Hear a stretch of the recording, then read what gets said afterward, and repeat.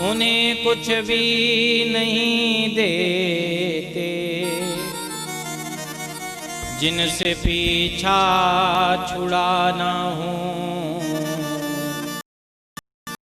उन्हें धन माल देते हो। जिनसे पीछा छुड़ाना हो धन माल देते हो। तो भैया आज नारद जी कह रहे भगवान ने मेरी भी परीक्षा ली। मैं भी दासी का बेटा था, मेरी माँ भी सेवा करती थी पूर्व समय में,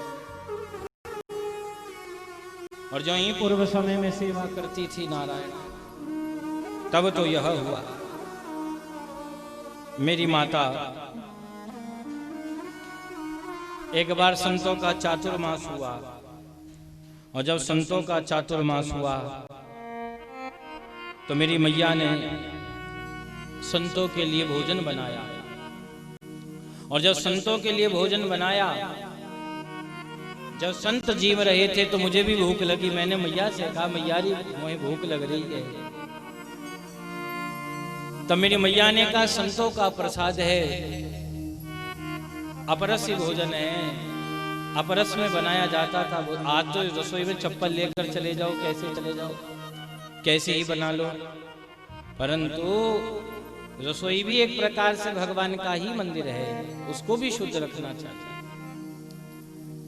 तो राम जी जिस समय भोजन बना तो चित्त में भाव जगा, और जो ही चित्त में भाव जगा भोजन का, पर मैया ने मना कर दिया। और जो ही मैया ने मना करा तब श्री नारद जी के मन में भाव आया, अब कैसे भोजन पाऊं। संत लोग बैठे जीम रहे थे, खंबे के पीछे खड़े हुए नारद जी बारंबार भोजन को देख रहे थे। संतों ने देखा कि नारद जी के चित्त में भाव है भोजन के प्रति, तो संतों ने अपने जो भोजन का पात्र था उसमें जरा सा शीत प्रसाद छोड़ा है। नारद जी की मैया ने जब सारे संतों ने जीम लिया है तो मैया ने अपने लाला से निवेदन करा, लाला तो एक आज्ञा दे रही हूं, हमने कोई दान पुण्य नहीं किया, सत्कर्म नहीं किया, जीवन में हमारी ऐसी स्थिति नहीं थी, पर पुत्र मैंने बड़े वृद्ध लोगों से सुना है कि जो संतों के पत्तल उठा करके उन्हें व्यवस्थित करते हैं उन्हें भी यज्ञों का फल मिलता है। तो पुत्र हम यज्ञ के अधिकारी तो नहीं बन पाए, पर हाँ इस सेवा को हम अवश्य कर सकते हैं। तुम संतों की पत्तल उठाओ और उठाकर बाहर रख दो। और जो ही श्री नारद जी महाराज ने वह पत्तल उठाई और पत्तल उठा करके जब बाहर रखने लगे, इतनी भूख लग रही थी राम जी, तो नारद जी ने वाही पत्तल में जो उनका प्रसाद था उसे उठाकर खाने लगे। और जो ही नारद जी के अधरों पर वह संत का महाप्रसाद स्पर्श हुआ, नारद जी के तो जन्म जन्मांतरों के पाप नष्ट हो गए। नारद के चित्त में भक्ति का प्रादुर्भाव हो गया। नारद यदि किसी संत का शीत प्रसाद मिल जावे तो जीवन धन्य हो जाता है। एक बार तुलसीदास जी महाराज जब वृंदावन में आए तो नाभा गोस्वामी जी महाराज जब वृंदावन विराजते तो उन्होंने जरा भंडारा दिया बड़ा भारी। और जो ही भंडारा दिया, अब तुलसीदास जी बड़ी लंबी यात्रा कर कर आए थे, बड़ी भारी भूख लग रही थी, तो जहां नाभा गोस्वामी जी के द्वारा जरा चल रहा था भंडारा है तो वहां चले गए। और जैसे ही भंडारा में पहुंचे तो बड़ी भारी भीड़ है रही थी, और जैसे ही बड़ी भारी भीड़ हो रही थी तो सोचे जगह तो है नहीं अंदर जाने की। तो जहां सबकी चप्पल उतरी हुई थी, पादुकाएं उतरी हुई थी, श्री तुलसीदास जी महाराज वहां बैठ गए। और जब वहां बैठ गए तो जो प्रसाद बांटने वाला था, खीर राम खीर राम खीर राम खीर राम, रोटी राम रोटी राम, तो जो ही बाहर को वह बाल्टी लेकर घुमा तो श्री तुलसीदास जी महाराज बैठे थे। तो तुलसीदास जी विचार करने लगे, इस ब्रजभूमि की बड़ी महिमा है, यहाँ के संतों की रज की बड़ी महिमा है, पर कैसे मैं इतने संतों को प्रणाम कर पाऊंगा। तब इन्होंने क्या करा, जब उन्होंने कहा तुम्हें प्रसाद चाहिए, भूख लगी है, हाँ, तो कहाँ तुम्हारा पात्र है? तो इनके पास कोई पात्र नहीं था। तो इन्होंने किसी संत की जो पादुका थी अर्थात ज्योति थी, वही ज्योति उठा ली और ज्योति में उठा करके कहा इसी में यह खीर डाल दी। अब वह जो भोग डालने वाला, प्रसाद डालने वाला था, उसने कहा तुम्हारी बुद्धि भ्रमित हो गई क्या? यह प्रसाद की अवज्ञा कर रहे हो? अरे ठाकुर के प्रसाद को सब हाथ फैला कर लेते हैं, तुम ज्योति में ले रहे हो। तो झरझर अश्रु गिरने लगे। कहा मैं अधमाती अधम इस ब्रजमंडल की महिमा क्या जानूं, मैं इन संतों की महिमा नहीं जानता, पर हाँ इस जीवन में इतना जाना, यदि संतों की रज मस्तक पर चढ़ जावे तो जीवन धन्य हो जाता है, पर मैं उस रज से वंचित न हो जाऊं। जो संत नित्य हर पल हर क्षण इस रज में लोटपोट रहते हैं, और जब संतों ने अपना चरण इस पादुका में धराया होगा तो रज भी जरूर लगी होगी, और जब रज लगी होगी तो मैं उस प्रसाद से अपने जीवन को धन्य कर लूंगा। और जब यह बात कही और खीर परोस दी गई, तो जो वो खीर बांटने वाला था, जब वह भीतर गया तो उसने नाभा गोस्वामी जी से कहा, गोस्वामी जी जय जय, एक बड़ा विचित्र प्राणी आया है। कहा कैसा विचित्र प्राणी? कहा वृंदावन के संतों की महिमा गा रहा है, देखने में तो कोई साधक लगे पर बावरा स्वामी लग रहा है। बावरा कहाँ लग रहा है? कहा ज्योति उठा ली और ज्योति में कह रहा है प्रसाद डाल दो, पर हमने फिर भी डाल दिया, जरा सा हमसे अपराध है गया। तब नाभा गोस्वामी जी को पता लगा कि कोई विलक्षण साधु आया है, और जैसे ही भीतर से बाहर भगे आए तो क्या देखा, तुलसीदास जी बैठे थे, और तुलसीदास जी वही ज्योति में प्रसाद पा रहे थे। और जो ही प्रसाद पा रहे थे तो नाभा गोस्वामी जी दंडवत हो गए। जो ही दंडवत हुए तो कहा हम धन्य हो गए तुम्हारा दर्शन पाकर। तब तुलसीदास जी के नेत्रों से झरझर अश्रु गिरने लगे। कहा पर हमें यह बात समझ नहीं आई, आपने ज्योति पादुका में प्रसाद ग्रहण क्यों किया? कहा मैं मतिमंद इन संतों की महिमा नहीं जानता, पर हाँ इस रज का मैं उपासक हूं। श्री गुरु चरण सरोज रज निज मन मुकुर सुधा। गुरुदेव के चरणों की रज मिल जावे तो मन रूपी दर्पण स्वच्छ हो जाता है। तो इसीलिए हमने वह प्रसाद पाया है रज रूपी। तो संतों का प्रसाद जब मिल जावे तब जीवन धन्य हो जाता है। तो राम जी श्री नारद जी महाराज जिन्हें संतों की चातुर्मासिक जो शीत प्रसाद था मिला, संत जब जाने लगे तब तो यह हुआ। नारद जी अपनी मैया से कह रही है, मैया री मेरा भी मन करे है संतों के साथ जाने। मैया ने कहा लाला तेरे लिए तो सब लोगों की सेवा करती हूँ, भोजन बनाऊं, बर्तन मांजू हूँ, और तू ही मोही छोड़े जा रहा है। तब नारद जी घर में रहे और नारद जी की मैया को एक दिन सर्प ने खाया है। और जब सर्प ने खाया तब अपनी माँ का अंतिम संस्कार आदि कर कर आप वन में गए, तपस्या करी। आकाशवाणी हो गई मैं तुझे मिलूंगा परंतु इस जन्म में नहीं। फिर नारद जी महाराज भगवान के फिर कला अंश से प्रकट हुए और नारद जी को भगवान ने एक वीणा प्रदान करी। उस वीणा का नाम था देवदत्त। वह देवदत्त नाम की वीणा, एक वीणा श्री नारद जी पर है और एक वीणा श्री राधा जी पर है। राधा जी पर भी एक वीणा है, राधा जी भी एक वीणा बजाती है। तो नारद जी के पास जो वीणा है उस वीणा का नाम क्या है? देवदत्त। और जो श्री राधा जी के पास वीणा है उसका नाम है मधुमती। मधुमती नाम की वीणा। तो आज नारद जी को वहां वीणा मिली। देवदत्त मीमा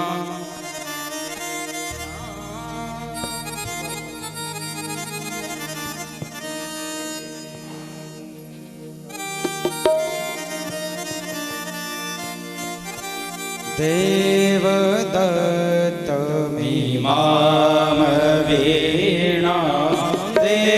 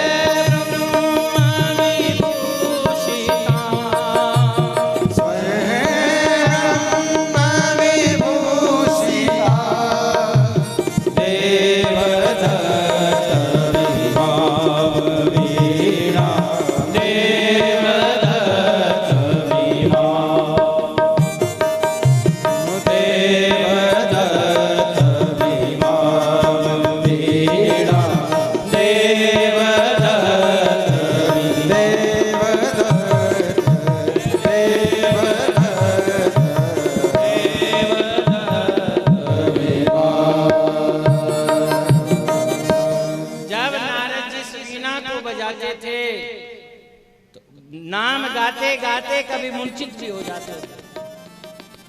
तो भगवान हरि ने कृपा करी नारद जी पर। नारद जी कहते भगवान की कृपा मुझ गरीब पर है, पर अब मैं गरीब नहीं रहा। जिन पर भगवान की कृपा हो जावे वह तो सहनसा के समान है। तो आज ज्ञान दिया है व्यास जी, तुम चिंता ना करो। बेटा नहीं पढ़ रहा है तो किसी और को सुनाओ। तो भगवान व्यास ने अन्य अपने शिष्यों को कथा सुनानी प्रारंभ की। तो एक दिन 2 शिष्य खड़े हो गए। कहा भगवान हमें बड़ा डर लगता। कहा क्यों? कहा जब आप वन में समिधा लाने के लिए आज्ञा करते हो ना, तो उस भयंकर वन में जाकर ये मन बड़ा भयभीत हो जाता है। महाराज ऐसा कोई मंत्र, ऐसा श्लोक दे दो जिससे मन का भय चले, मैं निर्भय हो जाऊं। तो भगवान व्यास ने 2 श्लोक दिए हैं।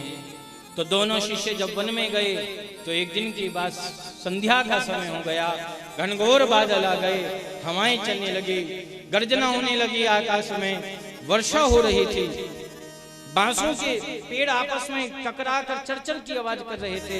बच्चे घबरा गए और जो ही बालक घबराए राम जी इतने भयातुर हो गए, वन के सिंह आदि गर्जना करने लगे। तब उन्होंने विचार करा, गुरुदेव ने कौन सा श्लोक पढ़ाया था। तो हाथ जोड़ लिए, ध्यान करा के वरहा पीडम नटवर वपु कर्णियोर कर्णिकारम विव्रज बास कनक कपिशं वैजयन्तीं च मालां रंध्राण वेणुरधर सुधया पूरययो वृंदारण्यं स्वपदरमणं प्राविशदति। अब जैसे ही यह श्लोक गाया तो सुखदेव जी किसी पेड़ के नीचे बैठे हुए तप कर रहे थे। इधर बच्चों ने वन में श्लोक गाया, उसी ही वन में सुखदेव जी भी थे। कानों के मार्ग से वह श्लोक घट में उतर गया और जो ही घट में उतरा, जो निराकार ब्रह्म का चिंतन कर रहा था, उन्हीं चक्र चूड़ामणि परमहंस भगवान सुखदेव जी के चित्त में आज एक वह टेढ़ी कमर वाला, वह टेढ़ा मुकुट वाला, वरहा पीडम नटवर वपु, जिनके सिर पर मोर का पंख हिल रहा है, वरहा पीडम नटवर वपु, नटवर खड़ा है, और कर्णियों कर्णिकारम, जिसके कानों के ऊपर कनेर के पुष्प आदि सजी हुए हैं, कनक कपिशम, जिसके बाल इतने गजब लग रहे हैं, सुंदर। और भैया ऐसे नेत्र हैं, ऐसे अधर हैं गोविंद के। सुखदेव जी की तो समाधि छूट गई। सुखदेव जी कहते कि रूप भी काला, रंग भी काला, और फिर भी गजब कर डाला। रूप भी काला, रंग भी काला, और फिर भी गजब कर डाला। जो नंदलाल तुम होते लली, अरे गले कट जाते करोड़न के। जो नंदलाल तुम होते लली, हे गोपाल हे गोविंद, तो कितना सुंदर लगे है।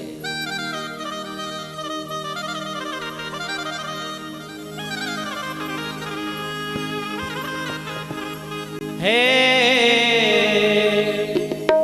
सबसे शोभा न्यारी रमण बिहारी, है सबसे शोभा न्यारी बांके बिहारी। जाऊं बार बार बलिहारी अपने रमण बिहारी, जाऊं बार बार बलिहारी अपने रमण बिहारी।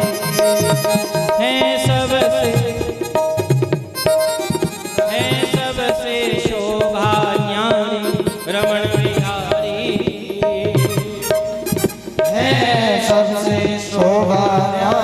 रमण बिहारी बिहारी की जाऊं बार बार बलिहारी अपने रमण बिहारी जाऊं बार बार बलिहारी अपने रमण बिहारी अपने रमण बिहारी की मैं तो बात बिहारी की अपने रमण बिहारी की तो बात बिहारी की ओ मैं तो बात बिहारी की मैं ना कुंज बिहारी की मैं तो बात बिहारी की मैं तो रमण बिहारी की ओ जाऊं बार बार बलिहारी अपने रमण बिहारी ओ जाऊं बार बार बलिहारी अपने रमण बिहारी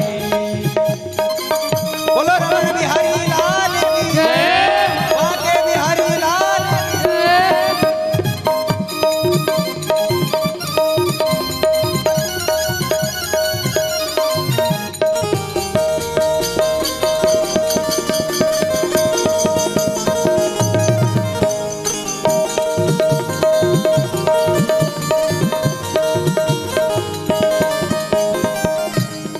मुस्काए मुरली बजाए मुस्काए मुरली बजाए मुस्काए वो मुरली बजाए मुस्काए वो मुरली बजाए गुलाबी अधरों से अरे कस कस तीर चलाए नशीली नजरों से मुस्काए वो मुरली बजाए गुलाबी अधरों से अरे कस कस तीर चला नशीली नजरों से घुंघराली अलके नागिन सी लटकारी सी घुंघराली अलके नागिन सी लटकारी ओ जाऊं बार बार बलिहारी अपने रमण बिहारी जाऊं बार बार बलिहारी अपने रमण बिहारी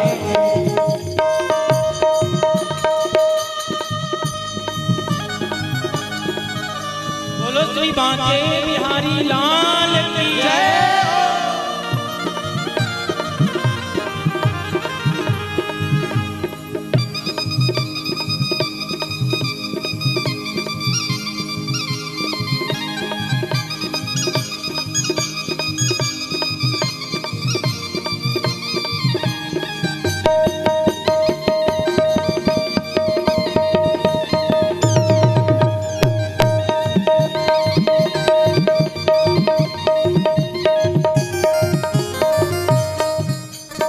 अरे नक्श शतक सिंगार जड़ाऊं गहने नक्श शतक सिंगार चढ़ाओ गहने श्री राधा वल्लभलाल जी के चरण एक बाजे फिर दूसरी आहा इतने हाथों के कंकण गले के हार कर्ण भूषण क्या गजब लगते सरकार अरे नक्श शतक सिंगार जड़ाऊं गहने अरे नक्श शतक सिंगार चढ़ाओ गहने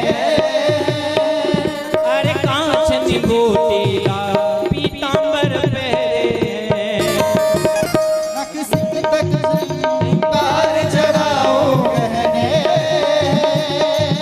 और कांच निबोटी का पीतांबर पहने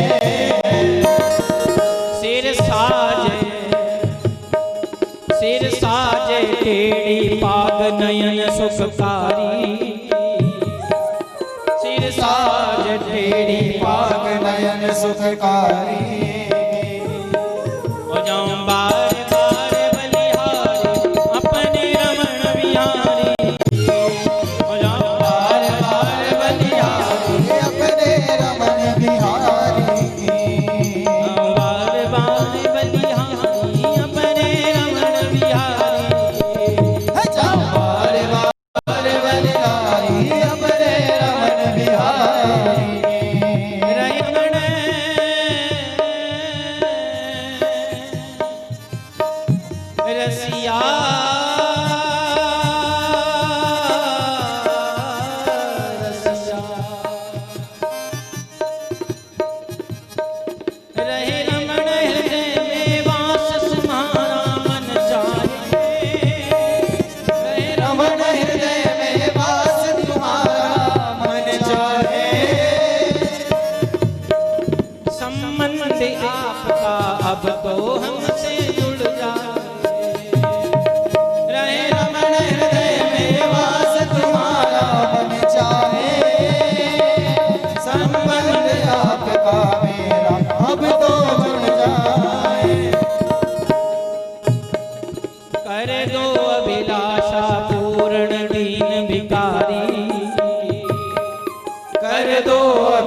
आशा पूरन दीन भिखारी जाऊं बारे बारे बलिहारी अपने रमण बिहारी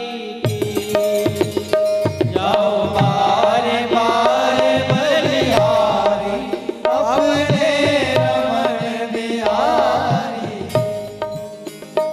तुम्हें साधन करे अपनाऊं ये मेरे हाथ नहीं तुम्हें साधन करे अपनाऊं ये मेरे हाथ नहीं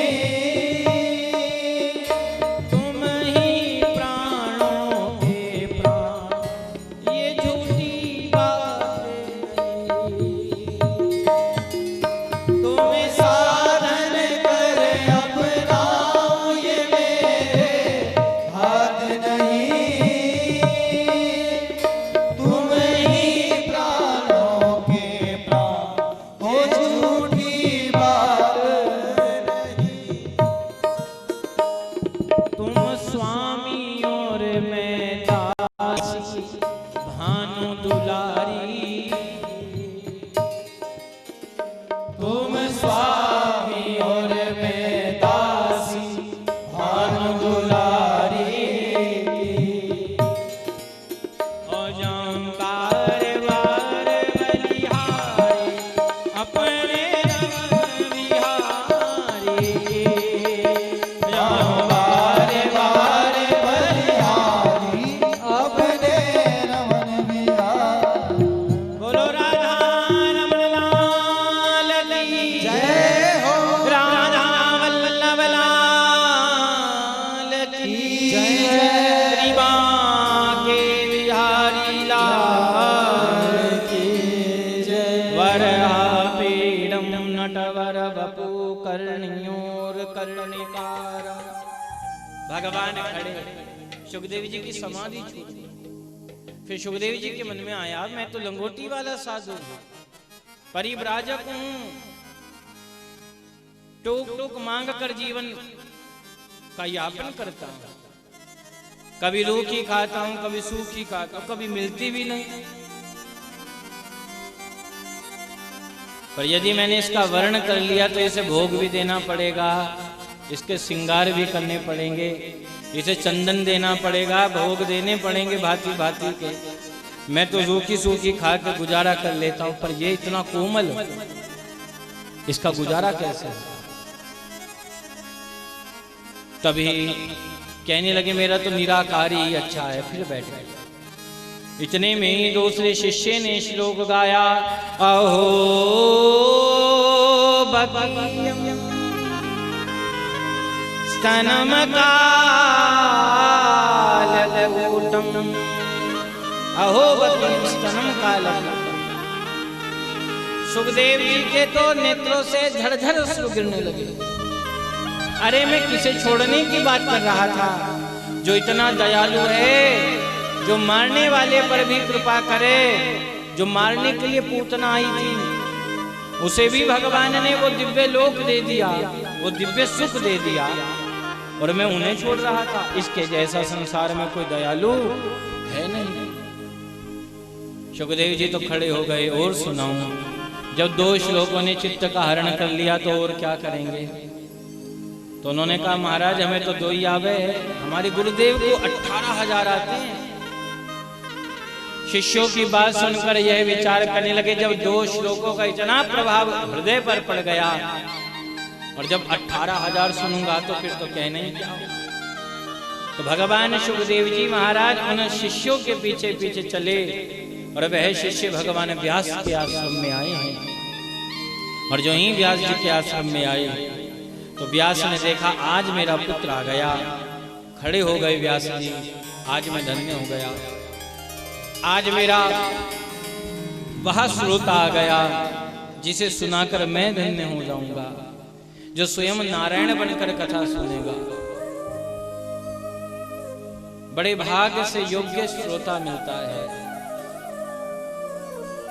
आज भगवान सुखदेव जी महाराज सन्मुख विराजे भगवान व्यास के भगवान ही कह रहे हैं, भगवान के माध्यम से कहा जा रहा है और भगवान ही सुन रहे हैं। कहने वाले कौन? भगवान व्यास। कौन सी कथा गा रहे हैं? भगवान की। और कथा किसकी है? भगवान की। साधन क्या बना? भगवान। और जिसे सुना रहे हैं कौन? वो भी भगवत स्वरूप है। और जिसकी प्राप्ति होगी वो कौन? वो भी भगवत प्राप्ति होगी। आज तो भगवान व्यास धन्य हो गया, अब सुनाना धन्य होगा। सुखदेव जी महाराज बैठ गए, सुनाइए गुरुदेव। और भगवान व्यास ने कथा सुनानी प्रारंभ करी। और जो ही कथा सुनानी प्रारंभ करी तो महाभारत का वर्णन हुआ है। कहा राजन, महाभारत के युद्ध की भूमि में शाम का समय था, जहां रक्त ही रक्त बह रहा था, मांस ही मांस पड़े थे, शतविक्षत शव पड़े हुए थे,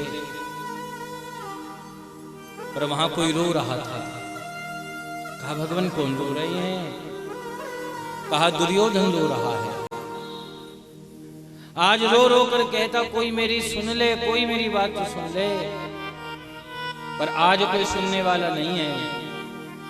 यहां शास्त्र कह रहा है समय का अभिमान नहीं करना चाहिए, समय एक सा नहीं रहता। जब दुनिया इसके पीछे चलती थी महाराज हमारी सुन लो, ये किसी की नहीं सुनता था। आज अकेला पड़ा है, रो रहा है, कुछ तो सुन। तब अश्वत्थामा ने सुना कि दुर्योधन रो रहा है, तब दुर्योधन के पास क्या बात भैया, काहे दुखी है? अरे भैया संसार छोड़कर जा रहे हैं, अब अंतिम इच्छा है। क्या इच्छा?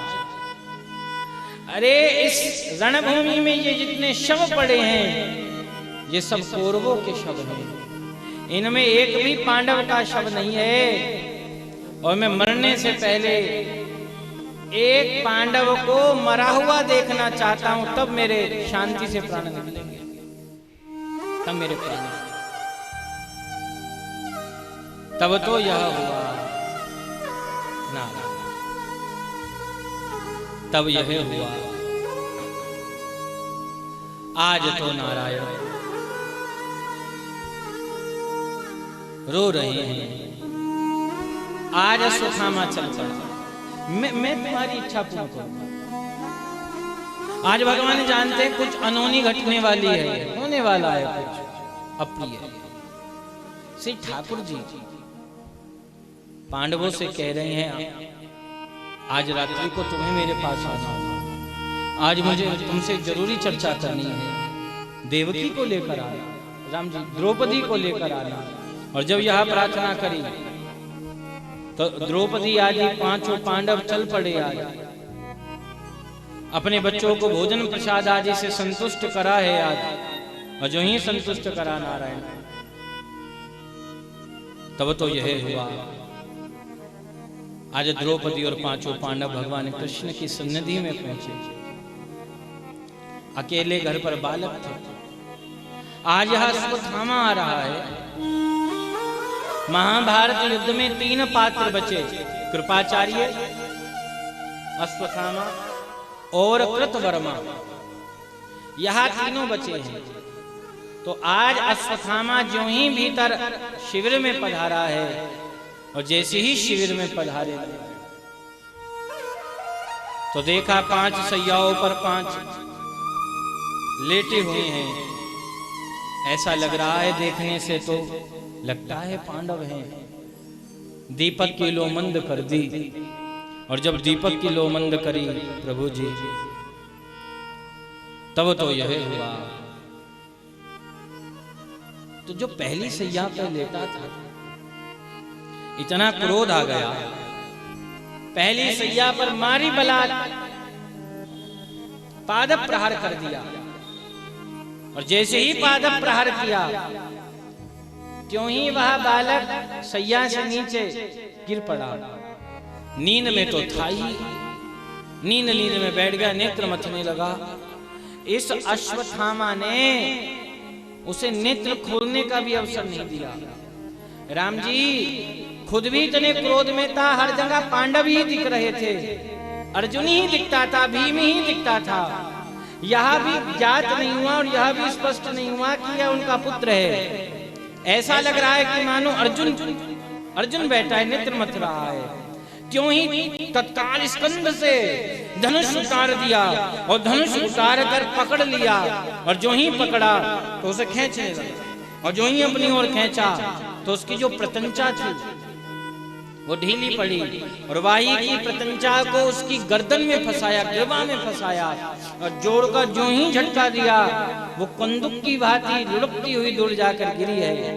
पहले बालक को मारा, दूसरे तीसरे चौथे और पांचवे पर कटार चला चला कर एक गर्दन हटाई, दूसरे की हटाई, पांचों बालकों को चादर में भर लिए सर, घसीटता हुआ जा रहा है। और जाकर दुर्योधन के सामने कहता, दुर्योधन के सामने, भैया तेरी कामना पूरी कर दी, तूने एक का सर कहा था, मैं पांचों के सर। दुर्योधन ने कहा दिखा सर। एक सर पकड़ा, जोर लगाया, कच्चे फल की भांति। दूसरा सर लिया, वह भी खंडित हुआ। आज दुर्योधन विचार करता है ये पांडवों का सर नहीं हो सकता जो इतने जरा से जोर लगाने पर खंडित हो जाए। जैसे ही चौथा और पांचवा मुख का दर्शन किया तो नेत्रों से झरझर अश्रु गिरे, और जो ही अश्रु गिरे